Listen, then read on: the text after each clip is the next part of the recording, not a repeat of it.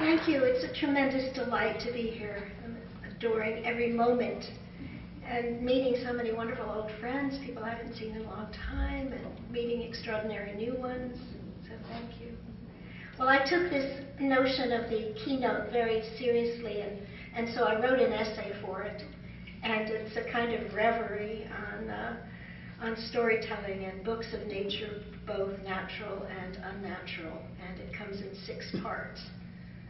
I think it's about a 45-minute lecture.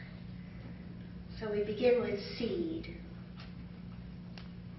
Once the world was seeded with sympathies, a book of nature informing everything from the dreams of the living to the wistful expectations of the dreamless dead. Like all great books, nature's book was cherished for its risks, its contrarieties, wonders, and mutabilities, for the sanctuary it offered, just as it imposed a perilous journey.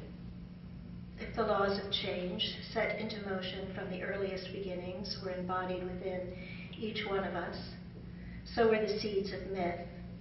When Ovid opens his Metamorphosis with the words, "My purpose is to tell of bodies which have been transformed into shapes of a different kind," it could be Darwin speaking.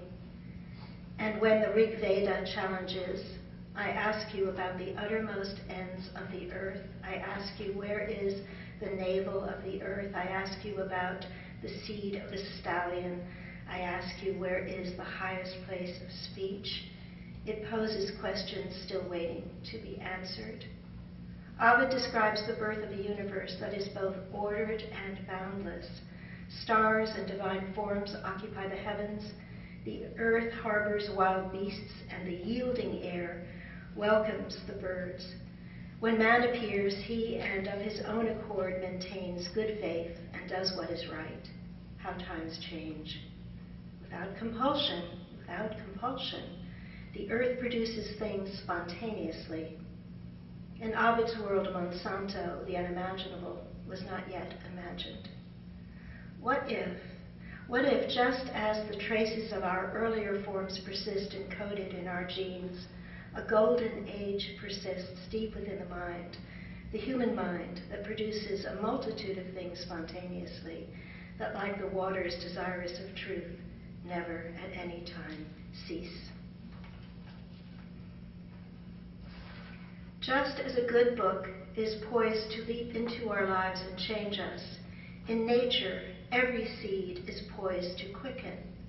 When you look at seeds up close, you appreciate that they are as various as glyphs, and that their forms evoke a multitude of familiar and not so familiar things. There are seeds that look like the noses of certain apes, the bottoms of apes, or parrot beaks, tortoise shells, machines of war, the crowns of pontiffs, caricatures of wags and luminaries drawn by Max Beerbohm. Imagine with me a book that, like a seed held in the reader's hands under her gaze, effloresces. A book that contains not only other books, a library, the world's library, a pleasure already almost ours, but a book that, like a living organism, evolves in unique and unexpected ways. A book whose every mutation persists in space and rides the air. That, like a chrysalis, explodes on the scene in new and dynamic forms with each reading. It is thought that whales sing their world into visibility and so meaning stereoptically. Imagine how their songs extend and enliven our own. Imagine with me a book that, like the gardens of Osiris and Adonis, so beloved of the Egyptians and the Greeks, is the place where Eros sleeps and dreams and awakens again and again. A book that, as it surfaces, respires.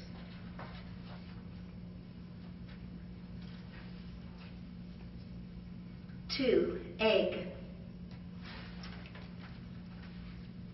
When I was a small child, our nearest neighbor, and he was a poultry farmer, candled eggs for me.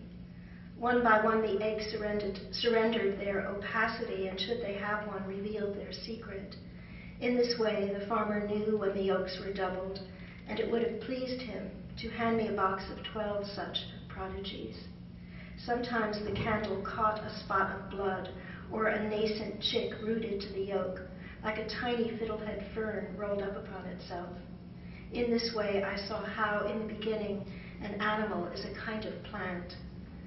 My first childhood room and its floor was covered in deep blue linoleum, looked out on the meadow where our neighbors' chickens meandered and sometimes managed to perch in the low-growing trees.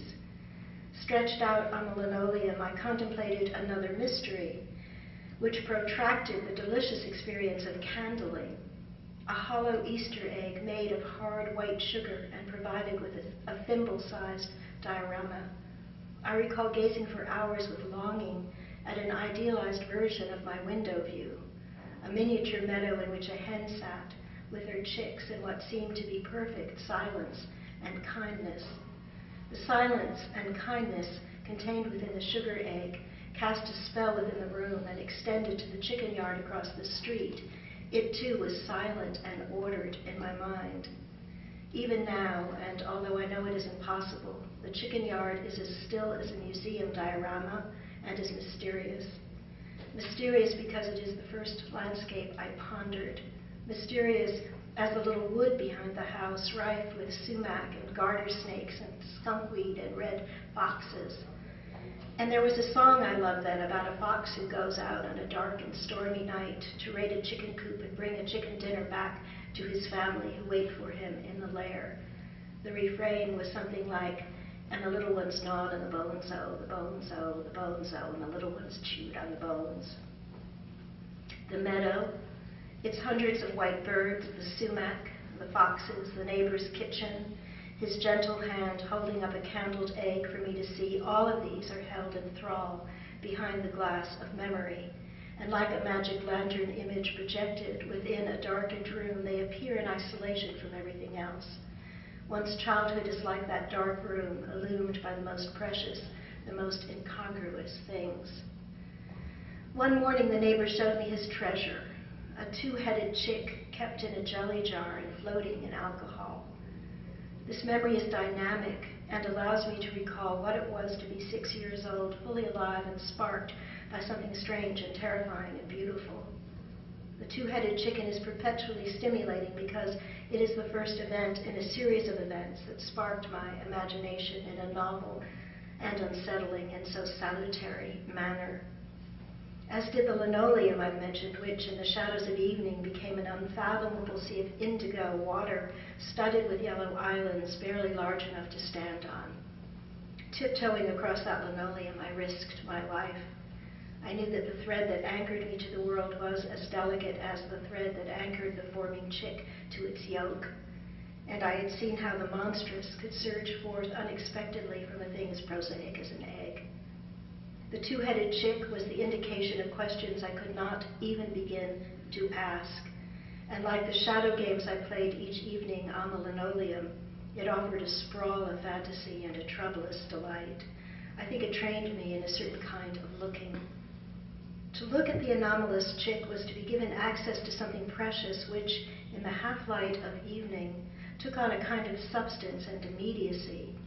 This something precious had all to do with reverie, a restless imagining.